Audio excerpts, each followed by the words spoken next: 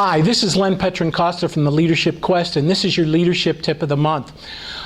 Many times I'm asked, are there any steps that you can suggest for how to have a difficult conversation? So I'm going to go through some tips on how to conduct a difficult conversation, any type of difficult conversation. First, before you even have the conversation, assess, is it a content problem, a pattern problem, or a relationship problem? CPR, content, pattern, relationship. Here's what I mean by content. Is it quality of work? Is it about the content of the work, the quality of the work that the person does? By pattern, I mean, for example, are they continually late? Do they continually, time after time, make the same type of mistake?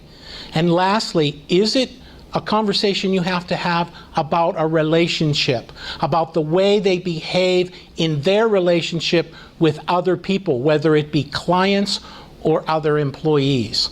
So once you assess, is this a content conversation, a pattern conversation, or a relationship conversation, I have a 4-step process for how to have a difficult conversation. 1, think it through.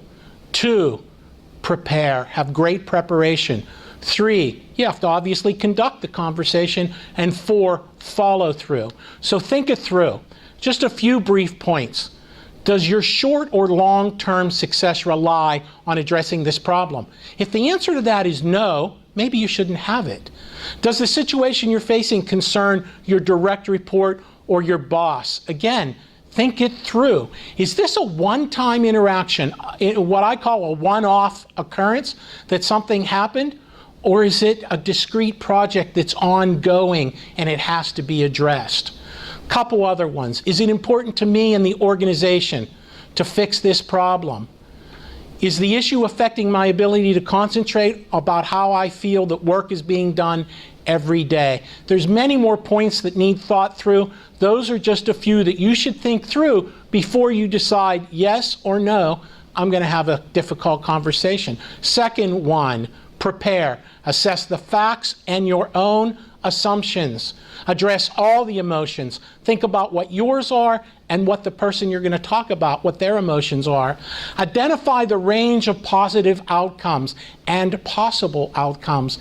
And lastly, prepare a strategy of conversation, not a one-sided monologue.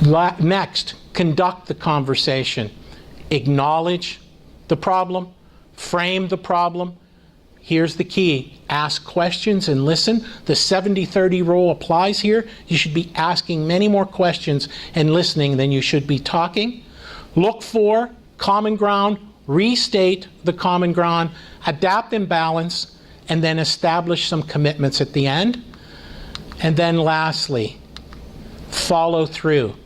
Do some self-evaluation. How did I do in this conversation? What could I have done better? Jot down some of your impressions right after it happens.